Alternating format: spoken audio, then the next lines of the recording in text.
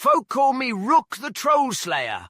I call myself Rook the Hungry. Either way, if you're looking for a tale of bravery, cunning, and dignity, you've opened the wrong bloody book. But if you fancy watching a goblin bumble his way into being a legend, well then stick around. Chapter 1. The Goblin in the Trash Can. The city of Waterwick sparkled, literally. Wizards charmed their robes with glittering enchantments, elves wore gems brighter than the sun, and even the cobblestones twinkled faintly, thanks to a municipal lighting spell that cost taxpayers far too much. But not every corner of Waterwick glowed. Behind the Golden Loaf bakery, wedged between a cracked barrel and a crate of stale flour, sat a dented metal bin. The lid rattled, and a green hand poked out, clutching half of a croissant with the pride of a king seizing his crown. Inside the bin lived Rook. Rook was a goblin, small, sharp-eared, wide-eyed, and smelling faintly of onions and regret. The townsfolk knew him only as that horrible smell in the alley. Rook himself preferred a more dignified title, the Invisible Blade. Nobody else called him that, of course, but assassins had to start their branding somewhere. He chewed noisily on the croissant, which tasted of butter, yeast, and faintly of wizard feet. Breakfast of champions, he muttered proudly, licking crumbs from his claws. And by champions, I mean me. And by breakfast, I mean garbage. It still counts. You know. Rook wasn't just a bin dweller. He was an entrepreneur, a businessman, a killer for hire. He would tell you he was the most feared assassin in Waterwick.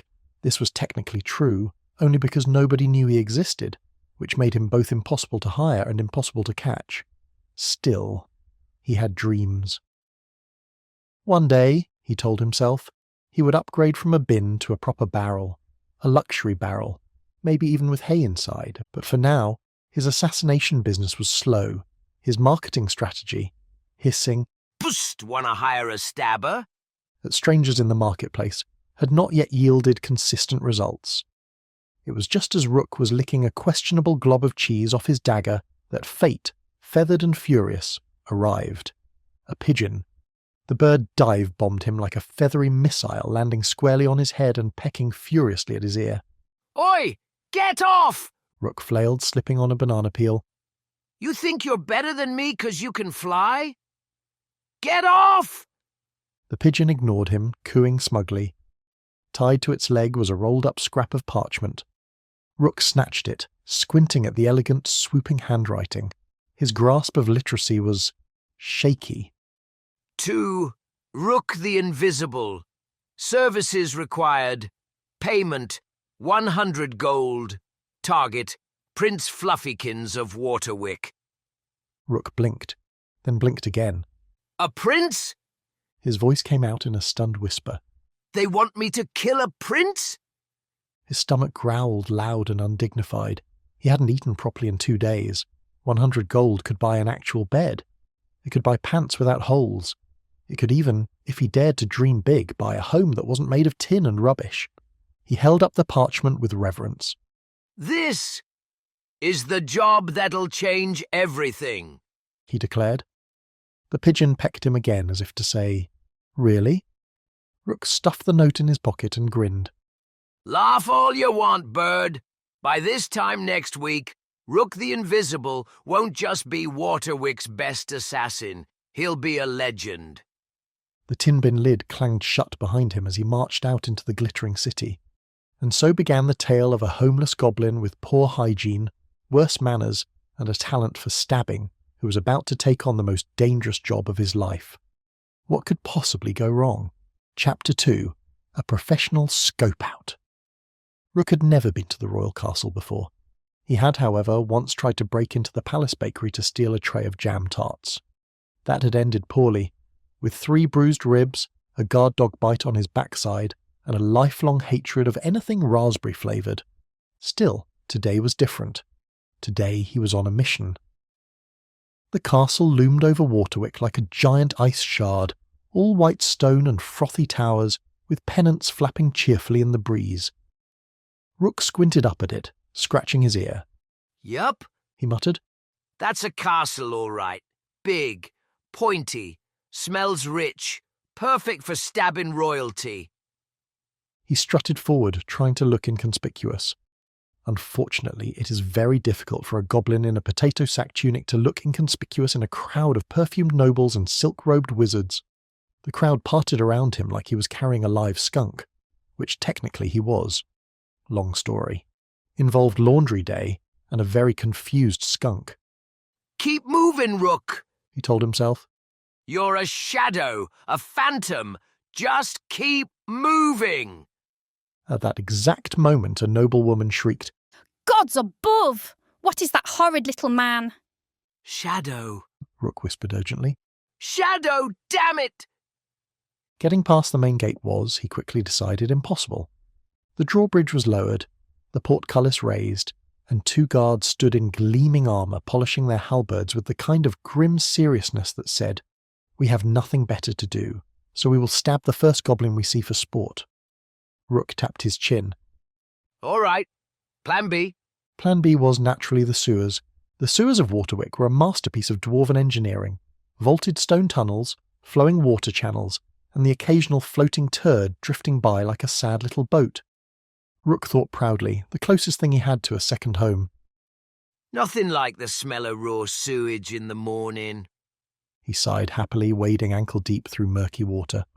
Better than fresh bread, that is.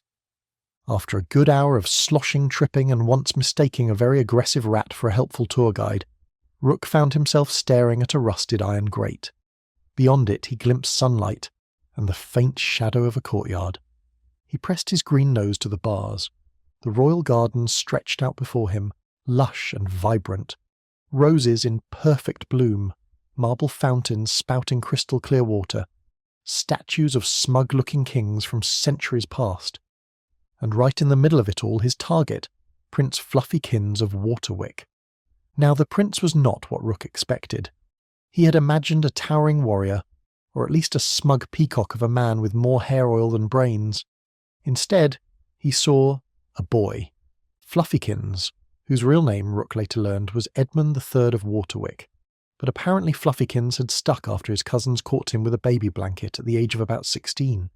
To be fair, that looked to be last week. He was skinny as a beanpole, pale as candle wax, and currently he was chasing butterflies around the garden while wearing a tunic so frilly it could double as a tablecloth. Rook blinked, then rubbed his eyes, then blinked again. That's the prince? He muttered. The job's to kill that?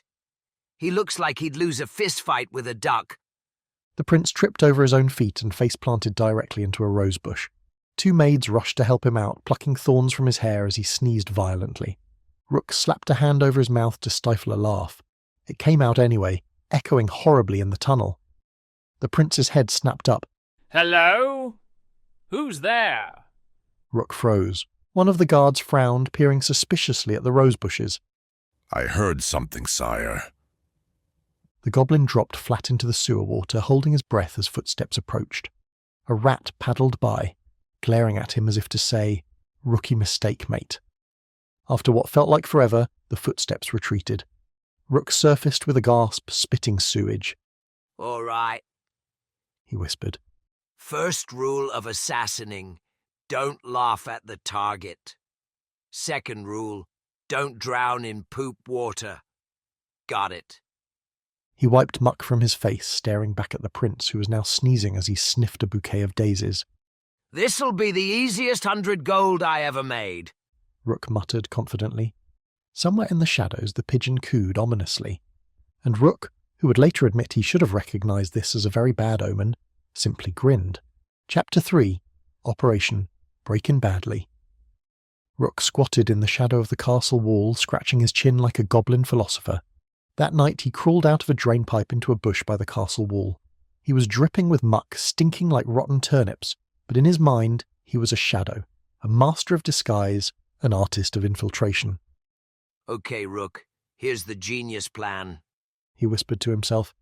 Sneak past the guards, sneak into the prince's room, quick stab, collect gold. Then I will be a legend.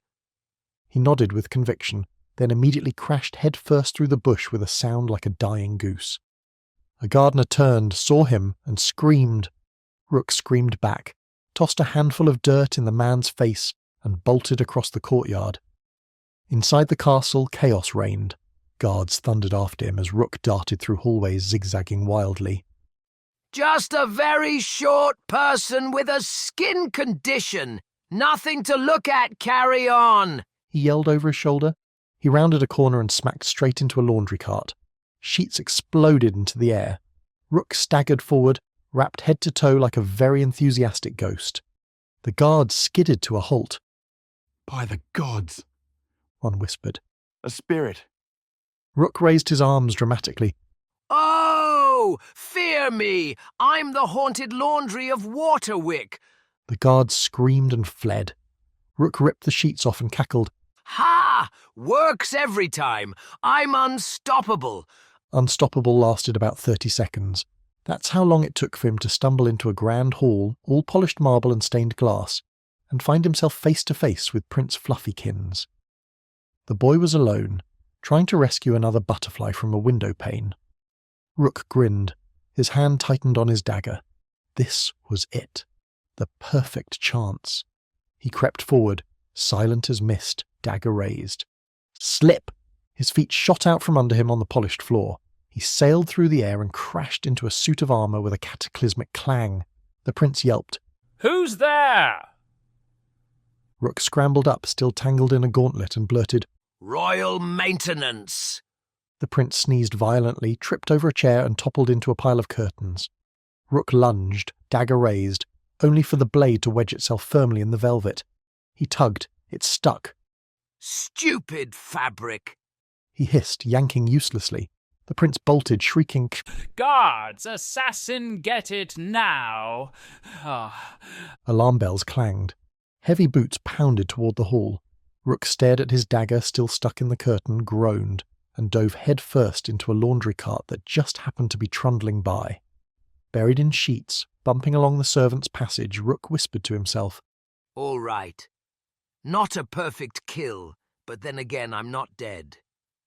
The cart rattled away into the depths of the castle, guards shouting in the distance, the prince sneezing up a storm, and Rook, who somehow still believed this would be the easiest 100 gold he'd ever make, allowed himself a crooked little grin.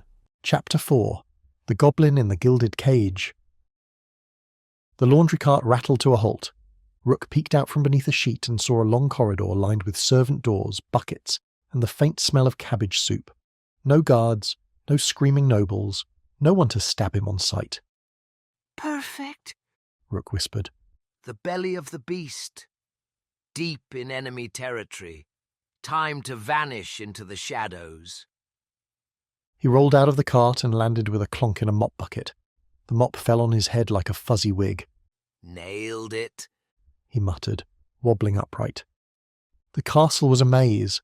Servants bustled everywhere, carrying trays, polishing candlesticks, lugging buckets of water. None of them paid Rook much attention. Apparently, when you worked 16 hours a day scrubbing noble underwear, your standards for weirdness dropped considerably. See? Rook muttered proudly to himself. Blending right in. Just another hard-working servant lad. He stomped dramatically, then froze as 2 kitchen maids passed. He plastered on a smile. Lovely day for mop work, innit? The maids gave him the kind of blank look usually reserved for snails on the dinner table and hurried on. Totally convinced 'em. Rook said to himself once they were gone. The kitchens were chaos. Pots clanged, cooks shouted, and the smell of roasting meat filled the air. Rook's stomach growled so loudly that one of the scullery boys glanced around for a loose boar. Rook licked his lips. Food first, murder later. As you can't assassinate on an empty belly. That's assassin rule number, whichever number comes after. Oh, I don't know. He crept to a counter and snatched a steaming pie. Steam curled up from its golden crust like a halo. He took a huge bite and moaned happily. Sweet goblin gods, that's good. Pastries is going to be my new religion. You! Roared a cook the size of a troll. What are you doing with my pie? Rook froze, cheeks bulging, crumbs tumbling down his chin. Quality control? He tried. I'm the official pie inspector? The cook bellowed and hurled a ladle. Rook ducked, pie in hand, and darted out of the kitchen as the staff shouted after him. Still blending in, He assured himself. just part of the natural servant ecosystem. You got your mop lads, your bucket lads, and your pie lads. Totally normal. Later that night, Rook lurked in the shadow of a grand staircase. Pie crumbs still stuck to his chin. Guards patrolled in pairs, boots thudding on marble. He stroked his chin thoughtfully. All right, Rook. He muttered. Target somewhere upstairs, surrounded by guards. Problem is, you're short, smelly, and weaponless. Solution is to improvising. That's what assassins do best. He glanced at a suit of armour standing nearby. Its visor gleamed. Its gauntlets were outstretched as if in welcome. Rook narrowed his eyes. I could wear that. Sneak right past 'em. Blend in. No one'll ever know the difference. 5 minutes later, the suit of armour clattered into a heap on the floor. Rook staggered out, helmet jammed over his eyes, one arm stuck backward. Right. He grunted, muffled by metal. I need a new plan. He kicked the breastplate. It clanged loudly. A guard down the hall looked up. Rook froze, whispering urgently to himself. You're invisible. Just like a shadow. Nobody notices shadows. The guard scratched his head and walked on. Rook exhaled in relief. See? Perfect assassin. I nailed it. I should write a book about this someday. Rook's Guide to Stabbing. Bestseller for sure. By midnight he had made his way up to the prince's wing of the castle. He crouched outside a heavy oak door, heart thumping. This is it. The big leagues. Just gotta slip in, quick stab, grab his gold, and bam, life of luxury. Maybe even a bed with pillows, blankets, and not even the itchy kind with fleas in it. He pressed his ear to the door. Inside, Prince Fluffykins was talking to himself. Rook couldn't really tell. Right then, Rook whispered. showtime. He reached for the latch, and the door swung open, smacking him flat to the floor. The prince stepped out, sneezing violently, and tripped right over Rook. Intruder! Fluffykins shrieked, sprawled on the floor. Guards! There's a goblin on the rug. Rook groaned, staring at the ceiling as heavy boots thundered closer. Still part of the plan. He muttered weakly. Totally planned this. Chapter 5. The Nutcracker Goblin. The door slammed into Rook's face, knocking him flat. Before he could recover, Prince Fluffykins tripped over his prone body and landed in an undignified heap beside him. Both froze. Their eyes met. For a moment the corridor was silent except for the prince's wheezy sniffles. Then Fluffykins inhaled deeply. Guards! INTRU? Panic took over Rook's brain, and Rook's brain, when panicked, was less careful assassin and more feral raccoon. So he did the first thing that popped into his head. He kicked the prince in the royal jewels. Fluffykins squeaked like a stepped-on mouse and collapsed with a pitiful whumph. Rook stared down at him, horrified. Oh no, that weren't professional at all. You don't stab a prince's dignity like that, Rook. You're an assassin, not a nut kicker. The guards turned the corner at that exact moment. They froze, blinking at the sight of a goblin standing over their whimpering prince. Rook threw his hands up. Wait! Don't look at me like that! It was self-defense! His, trousers attacked me! The next thing Rook knew, he was being dragged through the grand throne room by two enormous guards, still protesting loudly. Oi! Careful with the arms! I need those for stabbing. I mean, scrubbing. Totally innocent scrubbing. The King and Queen of Waterwick sat on thrones at the far end of the hall, gazing down at him like a pair of disapproving owls. King Wulfric was broad, bearded, and wore a crown so heavy it tilted to one side. Queen Mirabelle was sharp-eyed, elegant, and currently pinching the bridge of her nose as if nursing the mother of all headaches. At their feet, Prince Fluffykins whimpered, still clutching his wounded pride. The king thundered, Who dares assault my son? Hi. Rook said weakly, waving with bound hands. Name's Rook, Goblin, Assassin, Janitor, bit of both, multi-talented. The queen narrowed her eyes. An assassin? You admit it openly? Ah, well, depends how you define it. Rook said quickly. I mean, sure, I sometimes eliminate problems for money. But don't we all? You tax people, don't you? Same thing, just with less stabbing. The guards tightened their grip. Rook yelped. Okay, maybe slightly more stabbing. King Wulfric roared. By law, the punishment for attempted regicide is death. Rook's eyes went wide. Death? That's a bit much, innit? Can't we do, like, time out? Or maybe community service? I'm great at community service. Just the other day, I helped a rat find his cheese. Heroic, that was. The Queen raised a brow. You have assaulted the Crown Prince. I didn't assault him. Rook argued. I defended myself. Look at him. He's a dangerous lad. Nearly took me out with his, butterfly collection.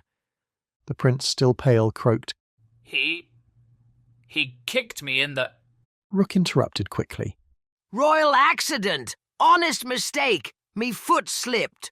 On purpose. He winced. I mean, not on purpose. Definitely not. I'd never intentionally aim for the royal, crown jewels. The king's face darkened. The Queen sighed deeply. The guards raised their halberds. Rook swallowed hard. Right. Guess this is it then. Executed in me prime. Gonna die like I lived. Smelly, misunderstood, and covered in someone else's pie crumbs. He lowered his head dramatically. If you must kill me, at least, do it quickly. And if possible, play something upbeat while you swing the axe. Maybe a jaunty flute. There was a long pause. Then Queen Mirabelle's lips twitched, just slightly. The king blinked at her. You can't be serious. I am entirely serious. The Queen said coolly, though her eyes sparkled with amusement. This goblin is ridiculous, but perhaps useful. Useful? Wulfric boomed. Yes. Mirabelle said. A goblin who managed to sneak into the castle twice in one day, evade guards, impersonate a ghost, steal a pie, and still be standing here. That is no ordinary criminal. That is potential.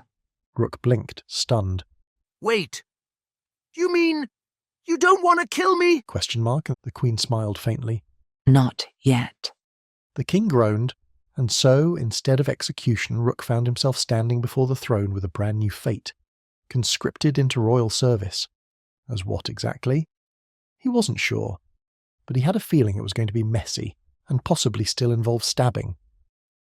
Rook grinned crookedly. Well, look at me. Not dead after all. Rook the Unkillable. That's what they'll call me. The guards glared, the prince groaned, the Queen smirked, and the king muttered, God save us all. Chapter 6, The Royal Chicken Suite. When Rook imagined royal service, he pictured velvet beds, feather pillows, and silver platters piled with meat pies. What he got was poultry. This is it! Rook gawked at the small wooden shed tucked behind the stables. The faint smell of hay and manure drifted on the breeze. Chickens clucked indignantly inside, shuffling their feathery rumps. A guard shoved him forward. The royal family has decreed that you may stay here under close supervision. In a chicken coop? Rook protested. I'm an assassin. A professional. You can't keep the kingdom's most feared blade in a bloody bird box. One of the chickens pecked his boot.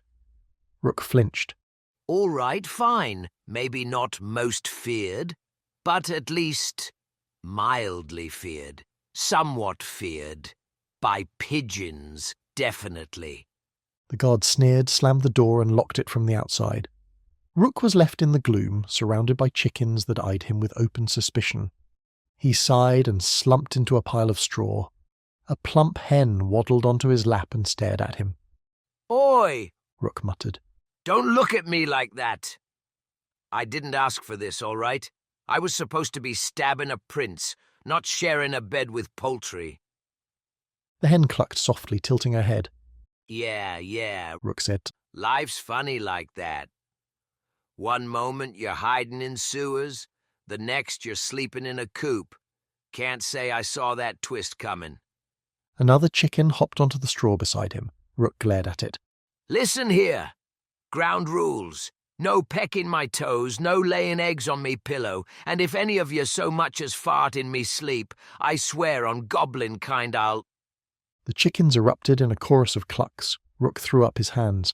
Fine, fine, I'll adapt. I'm a survivor. Rook the, poultry assassin. Terrifying name, that.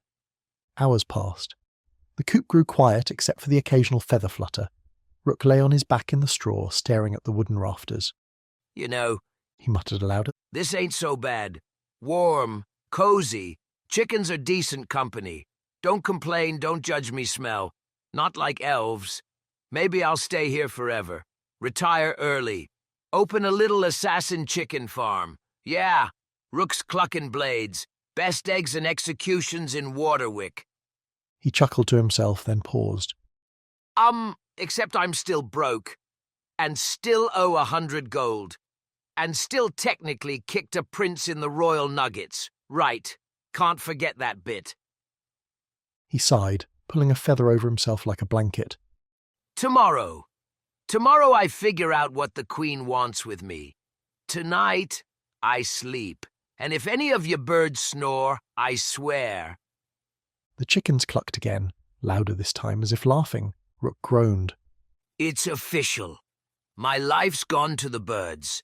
Chapter 7. The Coop Crusader.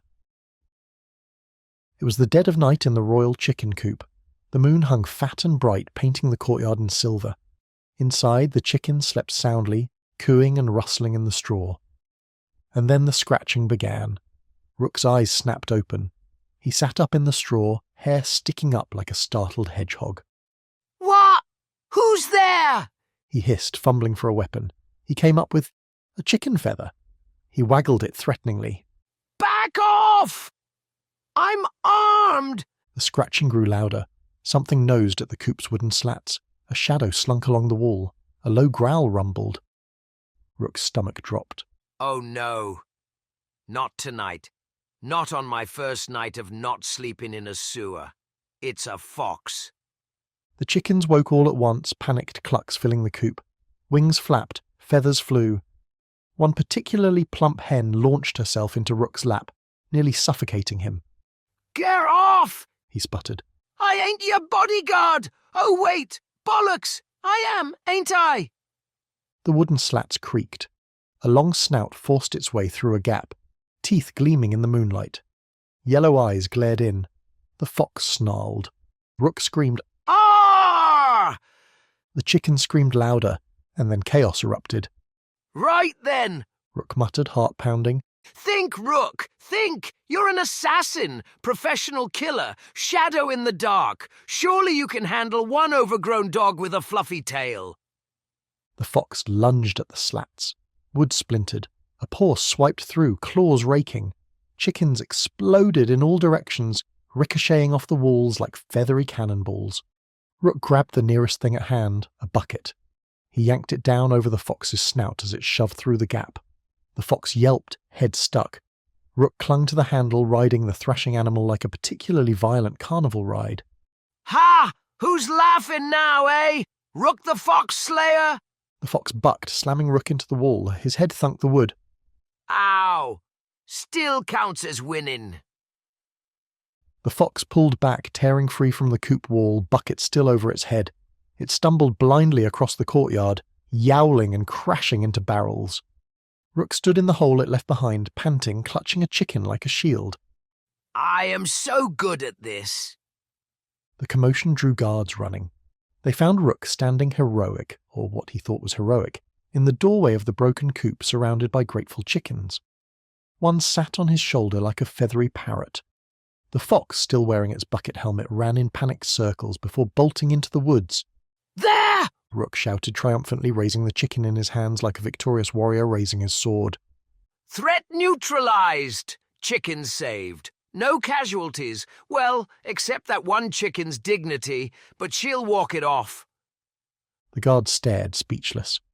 Rook puffed out his chest. Go on then. Say it. Rook the hero. Rook the coop crusader, Rook the poultry protector. Got a nice ring, don't it? The chickens clucked in agreement, circling his legs as though worshipping him.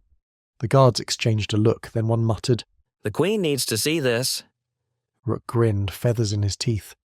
Oh, she's gonna love this. First night in me royal quarters, and already I've defended the realm from fox invasion. That's service above and beyond, that is. He turned to the chickens, patting one proudly. Don't worry, ladies. Stick with old Rook and you'll be safe forever. One of them pecked his ear. Mostly safe. Chapter 8. A Royal Pain in the Tea. The coop was finally quiet again. The fox had fled, the guards had gone, and the chickens, after much clucking, squawking, and indignant feather shaking, resettled into their nests. Rook, sprawled in the straw like a war hero after battle, gave a tired sigh. Another day, another bloody animal trying to eat me. You'd think being an assassin would mean less farm work, but no, goblin destiny's all feathers and foxes now. One hen hopped onto his chest, cooed softly, and promptly fell asleep. Rook blinked at her. What am I? A mattress? He lay there until the first rays of dawn crept through the slats. By mid-morning, Rook was hauled before Queen Mirabelle again. She sat regally on her throne, sipping tea. King Wulfric scowled beside her, while Prince Fluffykins sat on a cushion with an ice pack conspicuously draped over his lap. Rook bowed, or rather attempted something vaguely bow-shaped, which mostly looked like a collapsing accordion. Your Majesties! I bring you glad tidings. Chickens, safe. Fox, bucketed. Me, heroic. You're welcome. The king muttered. Why is this creature still breathing? The queen ignored him. Goblin Rook, She said smoothly.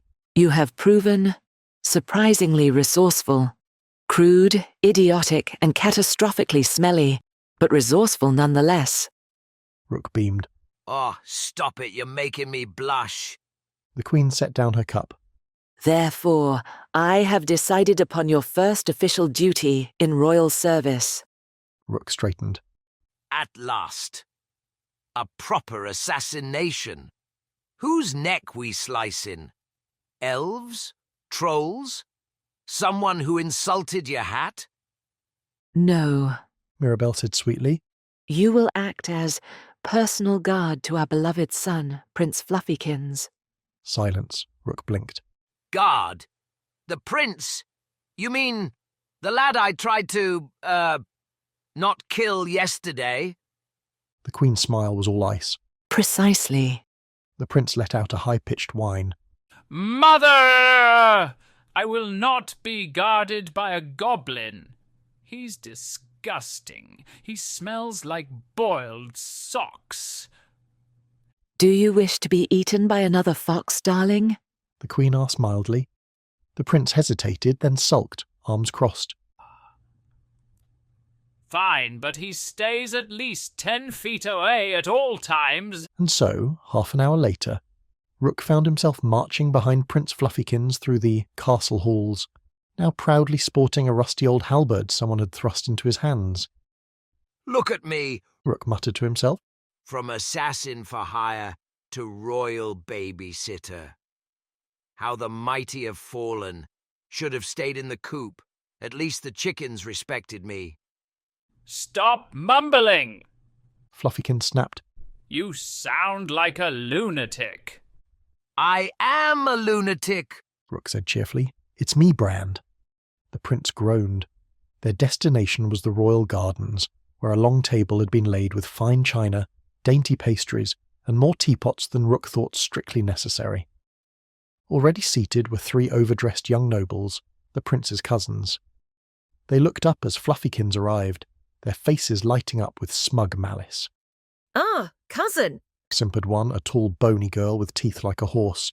So pleased you could join us. And you've brought... what is that? Rook stopped dead, leaning on his halberd. Name's Rook. Assassin. Coop defender. Professional nut kicker. Lovely to meet ya. He spat in his hand and offered it. The cousins recoiled as one. Fluffykins groaned. This is my guard. Mother insists. Guard! Giggled a sharp-nosed girl. That thing? It looks like it crawled out of the moat. Rook sniffed his armpit. Fair, but at least I crawled out swinging. The cousins tittered nastily. Fluffykins turned red. Rook leaned close, far too close, and whispered loudly, Don't worry, lad. I'll protect you from their vicious table manners. The prince hissed. You're supposed to be quiet. Rook grinned. Quiet's for losers. Heroes narrate. The tea service began. The cousins launched into their favourite pastime, mocking Fluffykins. His hair, his clothes, his sneeze, even the way he poured tea. Fluffykins shrank further and further into his cushion. Rook, meanwhile, shoveled cakes into his mouth like a starving raccoon. Crumb showered the tablecloth. He slurped tea straight from the spout. Finally, when one cousin sneered, No wonder you need a goblin for protection, cousin. You're utterly pathetic. Rook slammed down the teapot. All right, listen here, you overfed ferrets. He barked, Crumb spraying. I may be a homeless, pie-stealing, coop-sleeping goblin, but Prince Fluffy Pants here is my useless royal nincompoop, so if anyone's gonna insult him, it'll be me. You lot can shove your crumpets where the sun don't shine. The table went dead silent. The cousins gaped. Fluffykins blinked. Rook leaned back, proud. There. Sorted. Tea diplomacy. Rook style. Chapter 9. Chaos, Cakes and Cousins. The silence after Rook's outburst stretched long and brittle. The cousins stared, mouths hanging open. The prince blinked furiously, cheeks pink as though unsure whether to faint or cheer. Then one cousin, Horseteeth, sniffed, lifted his teacup daintily and said, How dare you address us so, you filthy... Whack! A scone nailed him right in the forehead. Everyone turned. Rook still had crumbs on his fingers, whistling innocently. What? It slipped? The cousin spluttered. You animal. He grabbed a jam tart and hurled it. It missed Rook entirely and hit Fluffykins square in the chest. Hey! The prince squealed. Oh, it's on now. Rook muttered, grinning wickedly, and then chaos descended. Cakes flew through the air like frosted meteors. Teapots toppled. Cream splattered the fine-lace tablecloth. Rook dove behind a platter of sandwiches, popping up to lob pastries with the accuracy of a seasoned street fighter. Take that, ya posh pigeon, and that. The sharp-nosed girl shrieked as a dollop of clotted cream splattered her elaborate curls. Another cousin brandished a silver teapot like a weapon, bellowing, Have that, goblin. Meanwhile, Fluffykins crawled under the table, wailing, Mother will kill me! Rook crouched beside him, panting, frosting on his face. Cheer up, lad. It's a proper war zone. Nothing builds character like a pastry battle. I hate character! The prince sobbed. Guards burst into the garden, halberds raised, only to be immediately pelted with eclairs. They staggered back in confusion, shields sticky with custard. One guard yelled, What in the king's name is happening here? Rook popped up from behind a tray, a pie in each hand. Royal business! Stand aside, lads. I've got 'em flanked. He launched the pies. Both hit the fountain with a splat. Water erupted in a sugary geyser, spraying everyone. The nobles screamed. The chickens from the coop, drawn by the noise, stormed into the garden and began pecking at the fallen pastries. Now it was truly bedlam. Guards slipping on cream, nobles shrieking, chickens gobbling, and in the middle of it all, Rook, laughing like a maniac, smeared in jam. Finally, a thunderous roar silenced everything. What is the meaning of this? King Wulfric stormed into the garden, beard bristling, crown askew. Queen Mirabelle followed, her expression calm, calculating. The nobles froze, dripping cream. Guards saluted awkwardly.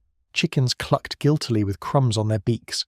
And Rook, standing on the table like a victorious warlord, raised a dripping eclair. Victory, your majesty! Enemy routed! Pastry supremacy achieved! The king's face went purple. You. But the queen raised a delicate hand. Her lips curved into the faintest of smiles. Interesting. Very interesting indeed. Rook blinked, licking frosting off his fingers. Does this mean I'm promoted? Chapter 10. The Troll Toll. The throne room trembled with the king's fury. Enough! Wulfric thundered, slamming his fist on the arm of his throne. This thing has assaulted my son, desecrated my tea garden, and humiliated our guards with pastries.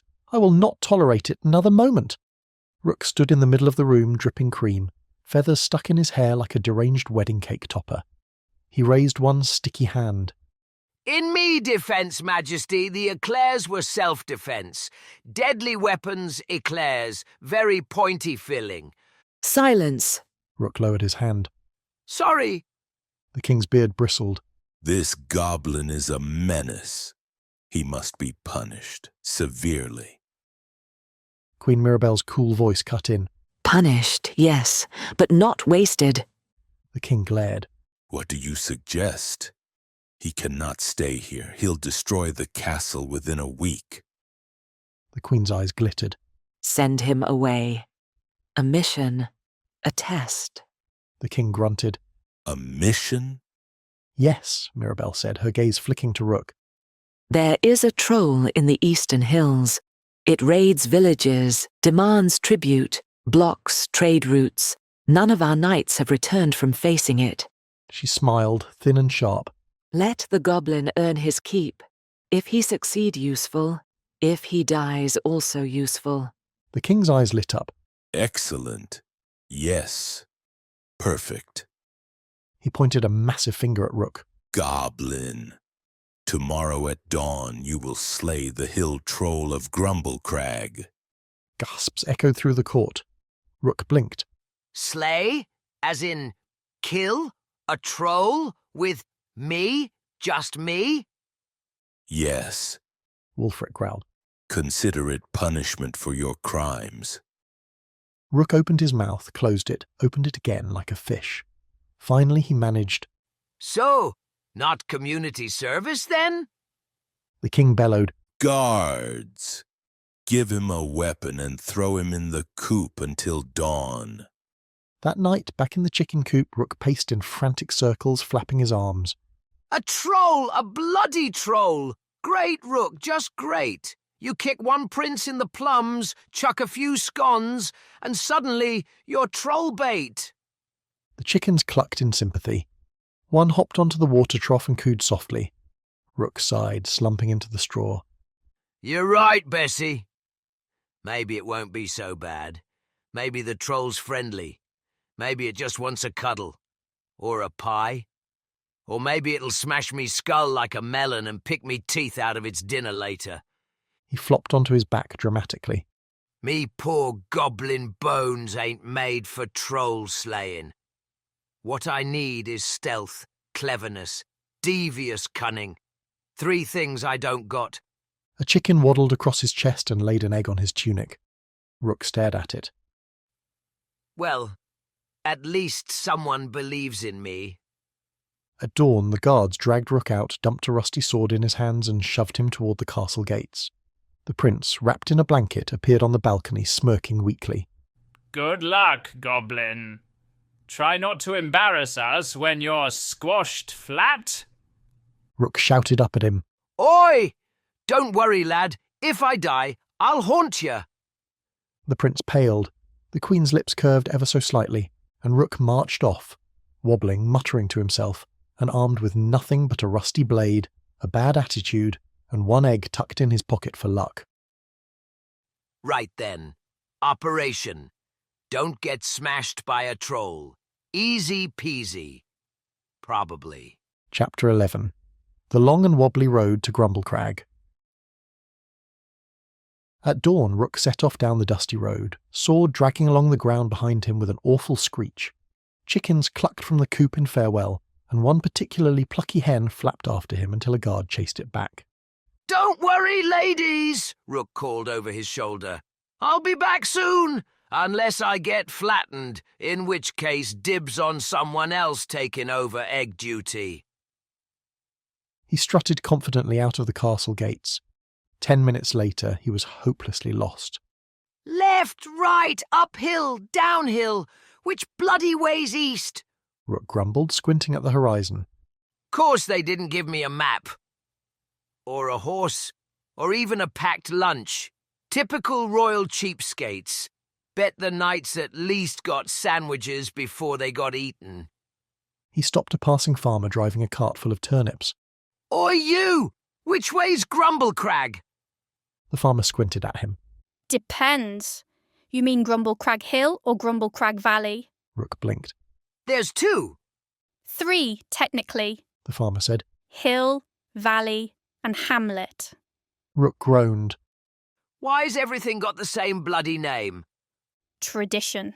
Stupid tradition. Rook muttered, then climbed onto the cart uninvited. All right, take me there. The farmer frowned. I ain't a coachman. Rook brandished his rusty sword. Now you are. 10 minutes later, the cart had tipped into a ditch, turnips scattered everywhere, and the farmer was shaking his fist as Rook stumbled away with one turnip under his arm. Oi, it's travel rations. Rook called back. Finders keepers. Technically, I found 'em in your cart. He trudged on, chewing loudly on raw turnip. Around midday, he stumbled into a village square, where peasants were gathered around a notice board plastered with decrees. One pointed at Rook, gasping. Look, it's the goblin assassin, the one who kicked the prince. The crowd murmured, staring. Rook puffed out his chest. Aye, that's me. Rook the dash dash dash. He hesitated. Well, technically, Rook the Punished. Off on a mission for the king. Gonna kill a troll, I am. The peasants gasped again. A child shouted. You'll be squished. Rook scowled. Oi! Bit of faith, please. I've got a sword and, half a turnip. Deadly combo. The village elder stepped forward, beard down to his knees. If you go to Grumblecrag, you'll need courage, wisdom, and purity of heart. Rook stared.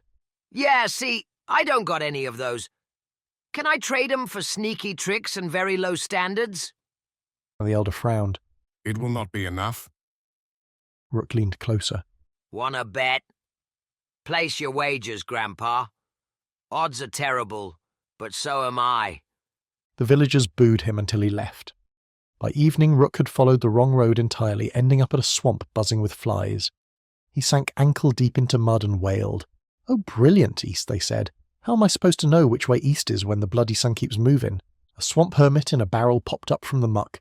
You're standing in my front yard, The hermit croaked. Rook jumped, nearly dropping his sword. What in goblin hells? Who lives in a swamp? Me. Fair. Say, you wouldn't happen to know the way to Grumblecrag, would ya? The hermit nodded. I crossed the swamp, past the cursed tree, left at the rock shaped like a goat. And if you hear wailing banshees, you've gone too far. Rook blinked. That sounds complicated. It's not. Unless the goat rock's fallen over again. Rook groaned. Bloody useless directions. Fine. Thanks, Swamp Man. He slogged on, muttering. Should have asked the chickens. They're smarter than half these humans. By nightfall, Rook finally spotted a distant silhouette. A jagged hill looming under the moonlight. Ha! Knew I'd find it. Easy as pie. Pie. He patted the egg in his pocket for luck. Tomorrow I face the troll. Tonight I sleep on a rock and hope no more foxes show up. He curled up under a crooked tree, sword clutched to his chest, mumbling to himself until he snored. Rook the Troll Slayer.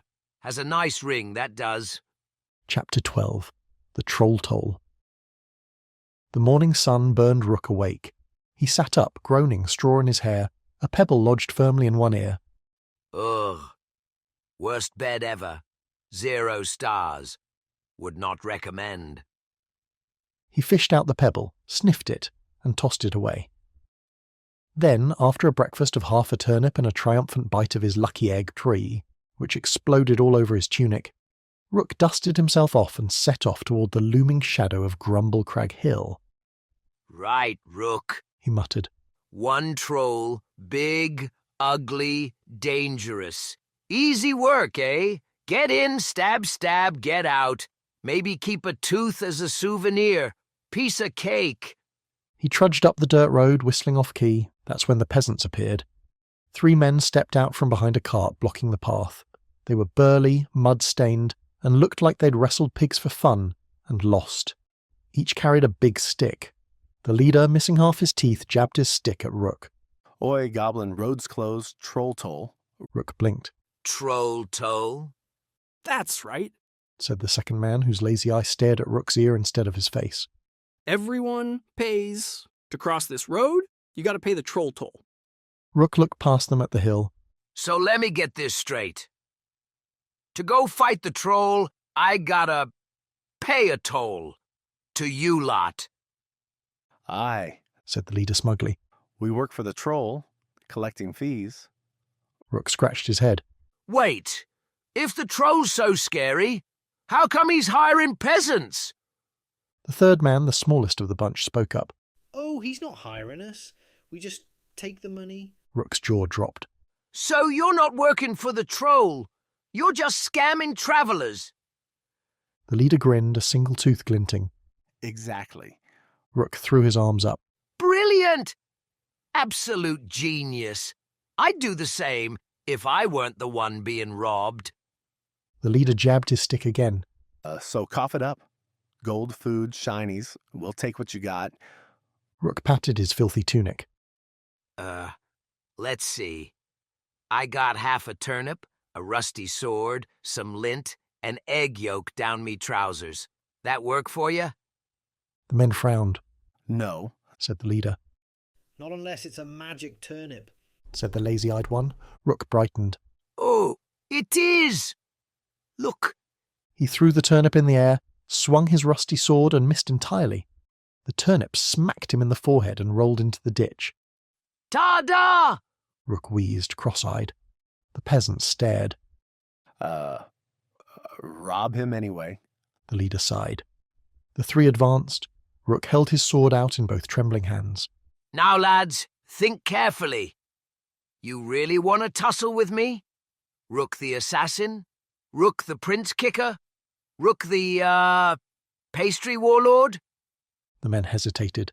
The smallest one squinted. Wait, are you that goblin from the castle? The one who started the great cake riot? Rook puffed up proudly. Aye, that was me! Legendary I am! The 3 looked at each other. Then, to Rook's horror, they laughed. Blimey, we've heard about you. The leader chuckled. The goblin who threw eclairs at the king's guards. Creamed half the nobles. The lazy-eyed man added. The one who kicked the prince in the jewels. They roared with laughter, slapping their knees. Rook frowned. Hey, stop laughing. I'm scary, I am. But they were still chuckling as they walked off, shaking their heads. Not worth robbing, the leader said. He's clearly cursed. Probably explode if we nick his sword. And just like that, they vanished down the road. Rook stood alone, sword dangling, muttering. Oi, rude. I could have taken 'em. Maybe, if one of 'em tripped on something sharp, and the other 2 got food poisoning. He sighed, wiping yolk off his tunic. Fine, then. Troll it is. No more tolls. Just a big ugly monster waiting to squash me. Lovely. He trudged on toward Grumblecrag Hill, mumbling to himself. Bet the troll'll want me to pay a toll, too. Always the bloody tolls. Chapter 13. Into the Maw of Grumblecrag. Grumblecrag Hill loomed above Rook like a jagged tooth in the earth, sharp against the pale morning sky. Its slopes were riddled with caves, cracks, and ominous holes that puffed smoke or smelled like something had died inside them, which, Rook reasoned, was probably accurate. He paused at the base, panting after the climb. Well, this is it. Troll country, home of the big ugly. Place where Rook the Goblin either becomes a legend or a stain on the floor. He unsheathed his rusty sword with a dramatic flourish, which immediately bent sideways like a piece of stale bread. All right, maybe not dramatic, more tragic. Still, he marched onward, muttering a battle chant to himself. Rook the assassin, sneaky and sly, might stab your leg before he dies. Something roared inside the hill. Rook froze, sword quivering. That's fine, totally fine. Roars are good. Means he's home. Don't have to leave a note.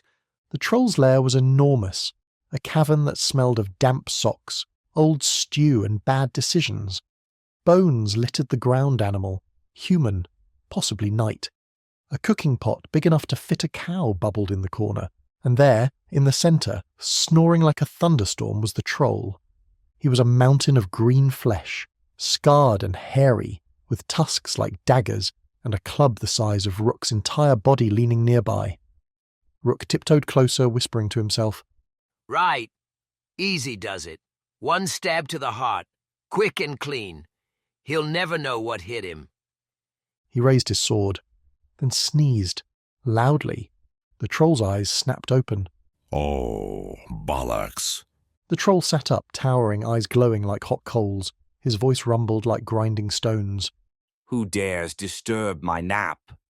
Rook waved weakly. Morning. Lovely cave you got. Big bones collection. Very rustic. The troll squinted. Are you a goblin? Rook puffed out his chest. I, Rook the assassin, slayer of princes, pastry warlord, and, possibly your doom? The troll blinked, then laughed. It was not a nice laugh. It was the laugh of something deciding whether to roast you or squash you first. You? Kill me? Ha! I eat goblins for breakfast. Rook winced. Please don't. I skipped breakfast myself, and I'd make a terrible meal. Mostly gristle and egg. The troll roared and grabbed his massive club. Rook yelped, swung his rusty sword, clang, and the blade snapped in half against the troll's shin. Oh, bugger! The troll swung the club. Rook leapt sideways, shrieking as the floor cracked where he'd been standing. He scrambled behind a pile of bones, muttering. Plan B, Rook, plan B! Run! No, too obvious. Hide, already doing that. Negotiate with a troll? Ha! The troll heaved the bones aside. Rook squeaked and ducked. All right, fine, plan C. Out crazy the crazy! He leapt onto the troll's foot, smacking it with a broken sword hilt. Take that, you big-toe beast! The troll bellowed in confusion. Rook scuttled up his leg like an angry rat, shrieking all the way. Goblin ladder, climb attack. The troll swatted at him, but Rook bit his arm like a feral dog. Yow! Stop that. Never! I'm Rook the Goblin, and I don't stop till someone pukes! The troll swung, spun, and staggered into his own cauldron. The stew splashed everywhere, scalding hot. The troll howled, slipping, crashing into the cave wall. Rook tumbled free, singed and soggy, and scrambled for cover. When the dust cleared, the troll was slumped against the wall, groaning, covered in stew. Rook peeked out, panting. Did I just win? Did Rook the useless goblin just beat a troll? The troll twitched, eyes rolling. Rook puffed out his chest. Ha! Victory! Rook the troll slayer! He raised his broken hilt high like a king with a crown, then froze as the troll groaned and started getting back up. Oh, right! Round 2! Chapter 14. How not to kill a troll, but still do. The troll groaned, steaming with stew, and shoved himself upright. His tusks gleamed in the torchlight, and his eyes burned with fury. Rook squeaked, clutching his broken sword hilt like it was worth anything. All right, Rook, don't panic! You've annoyed it, scalded it, bit it, and called it names. Perfect strategy. Now, run? The troll lifted his club. I will smash you into paste. Rook darted sideways, shrieking. Oi! I am paste! Goblin paste! Already pre-smashed! The troll swung. The ground cracked. Bones flew. Rook scrambled up a pile of skulls, slipping and sliding, and ended up clinging desperately to a stalactite hanging from the ceiling. Right then. Height advantage. Classic tactic. He can't reach me up here! The troll reached. His massive fingers nearly closed around Rook's leg. Bugger! The troll shook the stalactite.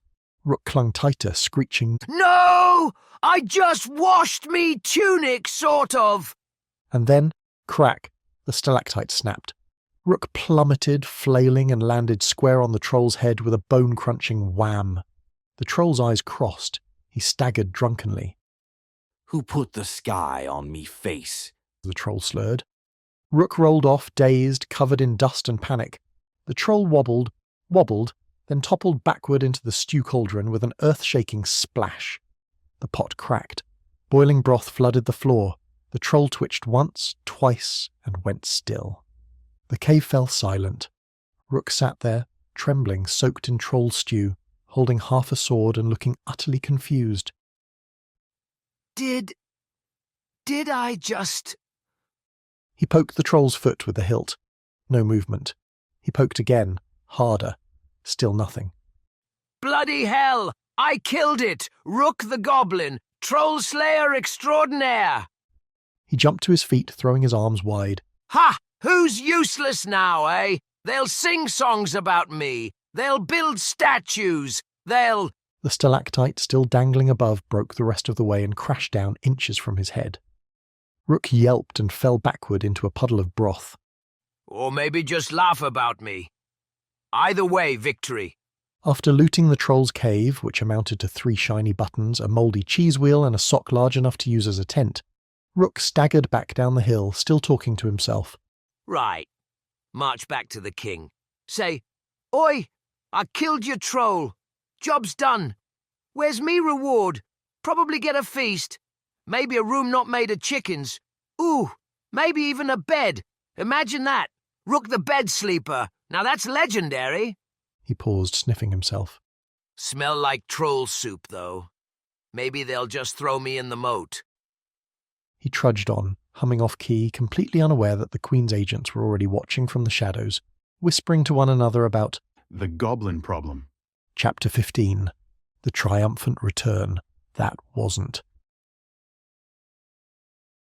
The gates of High Crown Castle creaked open just as the sun dipped below the hills. Guards leaned out to peer down the road, squinting. Is that? One muttered. It was. Rook the Goblin, limping along, covered in stew, dragging a troll's enormous sock behind him like a banner. His rusty sword hilt dangled uselessly from his belt, and he hummed off-key through a swollen nose. The guards exchanged looks. He actually came back. Alive. With laundry. By the time Rook stumbled into the courtyard, half the castle had gathered. Courtiers, servants, and knights crowded the walls, whispering. That's him! The goblin who slew the troll. They say he ripped it apart with his bare hands. No. I heard he used sorcery and set the beast aflame. Rubbish! My cousin swore he rode it like a horse until it dropped dead. Rook blinked at the crowd, scratching his ear. Aye, all true, every bit. Dead troll, thanks to me. One-man army, me. Terrifying, absolutely heroic. Now, who's got pie? The crowd erupted in cheers. Hurrah for the troll slayer. Rook beamed, basking in the noise. Aye, that's got a nice ring. Rook the troll slayer. Rolls off the tongue, don't it? Inside the throne room, King Wulfric sat stiffly on his throne, jaw clenched. The Queen lounged beside him, a faint smile tugging her lips. The prince leaned over the railing, sulking. He's supposed to be dead. Why isn't he dead? Rook staggered in, dropping the troll sock with a wet slap. Your Majesties, I return. One troll, smashed to bits, stewed in his own soup. Can't say fairer than that. The king blinked at the sock. That's it? That's your proof? I couldn't carry the whole troll, could I? Heavy lad, but sock's authentic. Still smells like feet. Rook held it up proudly. Want a sniff? The king gagged. No. But the courtiers gasped, murmuring excitedly. Authentic! Proof! The goblin speaks true. The queen raised an eyebrow. It seems the people believe it. The king glowered. Blast the people. Rook spread his arms wide. So me reward? Big feast, pile of gold, bed that ain't made of chickens. The king stood, beard bristling. Reward? You've caused me nothing but trouble. The crowd booed him. Give the hero his due. Long live Rook the Troll Slayer. The king's eye twitched.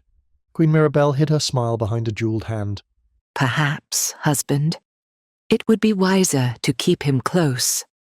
Harness his unusual talents. Rook's eyes went wide. You hear that? unusual talents. She gets it. The king pinched the bridge of his nose. Fine. You'll be given quarters. Rook cheered. And another assignment. Rook froze. Another? Yes. The king said. If you're so capable, you'll be put to proper use. Rook gulped. Define proper. The king's smile was not comforting. That night, as bards in the taverns already sang of Rook the mighty troll slayer, the goblin himself sat in his chicken coop quarters, staring at the ceiling. What have I done? I'm a bloody folk hero now. They'll expect me to keep killing monsters. I ain't built for monsters. I'm built for naps and bad ideas. A chicken clucked softly, hopping onto his chest. Rook sighed. Aye, you're right. Maybe it'll be something easy next time, like guard duty or a parade. Definitely nothing deadly. At that exact moment, a royal messenger burst in. By order of the King Rook, the Troll Slayer is to prepare at once for his next mission. Rook sat up, eyes wide. Oh, bugger! And so ends the first ridiculous chapter in the legend, if you can call it that, of Rook the Goblin. Once homeless, once chicken coop bound, and now, somehow, a celebrated troll slayer. Don't ask how. Even he doesn't know. But fame is a dangerous thing. With songs sung in taverns and peasants cheering his name, Rook has unwittingly attracted the attention of kings, queens, and worst of all people who actually expect him to do things. Will Rook survive his next heroic assignment? Will he stumble into more monsters, more pastries, or more trousers he can't afford? And how many times can one goblin get kicked out of polite society before the chickens finally take his room back? Find out next time in Rook the Folk Hero, by accident, if he lives that long. And that's me lot for today. Troll's dead, I smell like cabbage soup, and somehow I'm a hero. Don't ask me how, it's as much a mystery to me as it is to you. Anyway, tune in next week to see if I get a bed, get executed, or get eaten. Odds are 50-50 on all three. See ya!